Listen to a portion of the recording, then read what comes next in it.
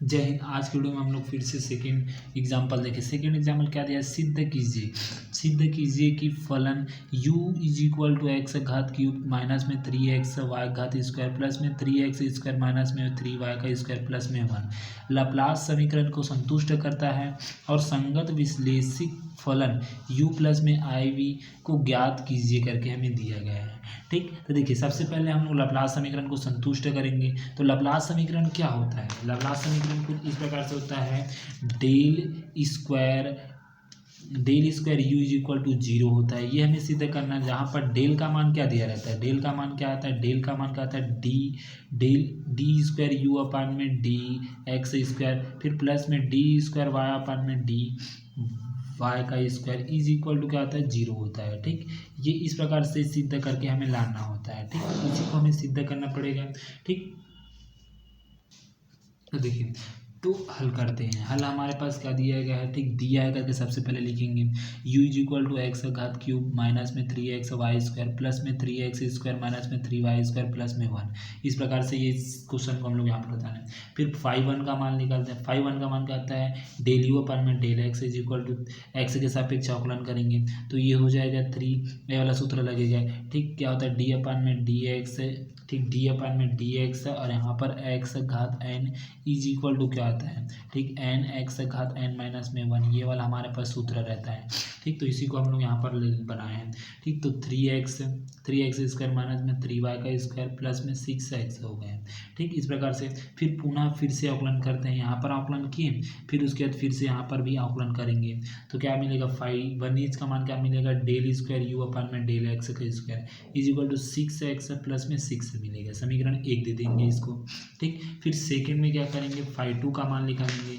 देखिए फाई 2 का मान यहाँ पर निकालते हैं। फाई 2 का मान क्या था, फाई 2 डेल यू अपान में del y is equal to क्या आ जाएगा, माइनस 6x वाई माइनस में 6y। ठीक, जो समीकरण दिया उसको y के सापेक्ष किए, y के सापेक्ष अवकलन किए तो इस प्रकार से ये मिला है। फिर से इसका अवकलन करेंगे, फिर से अवकलन करेंगे तो डेल स्क्वायर यू अपान में डेल वाई का स्क्वायर इज इक्वल टू क्या हो जाएगा, y से y हट जाएगा, यहाँ से भी हट जाएगा y, तो डेल सी माइनस 6x माइनस में 6 समीकरण 2 दे देंगे। अब दोनों को जोड़ने पर हमारा मान 0 आना चाहिए। देखिए समीकरण 1 और समीकरण 2 को दोनों को क्या करेंगे, जोड़ देंगे तो डेल स्क्वायर यू अपान में डेल एक्स स्क्वायर प्लस में डेल स्क्वायर यू अपान में डेल वाई का square is equal to 6x plus में 6 प्लस में माइनस 6x है तो ये 6x से 6x माइनस प्लस कट गया, ये भी माइनस प्लस दोनों कट गया है। तो डेल स्क्वायर यू अपान में डेल एक्स स्क्वायर प्लस में डेल स्क्वायर यू अपान में डेल वाई का स्क्वायर इज इक्वल टू 0, जो क्या कहता है, लाप्लास समीकरण को संतुष्ट करता है। ठीक, अब यहाँ पर क्या करना पड़ेगा, हमें जी एक्स की जगह क्या लेना पड़ेगा, जेड लेना पड़ेगा, वाई की जगह क्या लेना पड़ेगा, 0 लेना पड़ेगा। तो फाई 1 ऐसा रहता है। देखिए फाई यदि हम ऐसा लिख सकते हैं, भी एक्स वाई भी लिख सकते हैं। ठीक, इसी को हम लोग क्या लिख सकते हैं, फाई की जगह क्या लिख सकते हैं, डेल यू अपान में डेल एक्स भी ऐसे करके लिख सकते हैं। ठीक, तो यहाँ पर इस प्रकार से लिखा जेड और यहाँ पर 0, तो यहाँ पर जे एक्स की जगह जेड लेना पड़ेगा और 0 की जगह क्या लेना पड़ेगा, वाई की जगह 0। यहाँ पर जेड का घात स्क्वायर माइनस में 0 प्लस में 6 जेड हो जाएगा। ठीक, उसी प्रकार 5 z 0 is equal to 3 z का स्क्वायर प्लस में 6 जेड हो गया। ठीक, अब समीकरण 2 में देखिए फिर से वही लेना पड़ेगा, x is equal to 0 y is equal to 0। यहाँ पर देखिए एक्स इज इक्वल टू 0 लेंगे यहाँ पर तो ये 0 हो जाएगा, y is equal to z लेना पड़ेगा। ठीक, तो यहाँ पर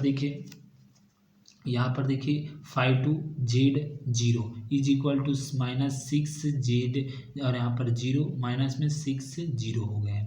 ठीक, तो phi 2 z 0 is equal to 0। अब मिल्स थॉम्सन विधि क्या होता है हम लोग जानते हैं, f z is equal to समाकलन फाई 1 जेड 0 माइनस में क्या आता है, आई फाई 2 होता है जेड 0 और यहाँ पर डी जेड प्लस में सी होता है। ठीक, फिर उसके बाद देखिए यहाँ पर इसका मान हम लोग रखेंगे, इसका मान तो हम लोग ये निकाले हैं। ठीक, तो यहाँ पर 3 जेड का स्क्वायर प्लस में 6 जेड माइनस में देखिए आई का आई, इसका मान क्या मिला है, 0 मिला है, 0 का 0 डी जेड प्लस में सी हो जाएगा।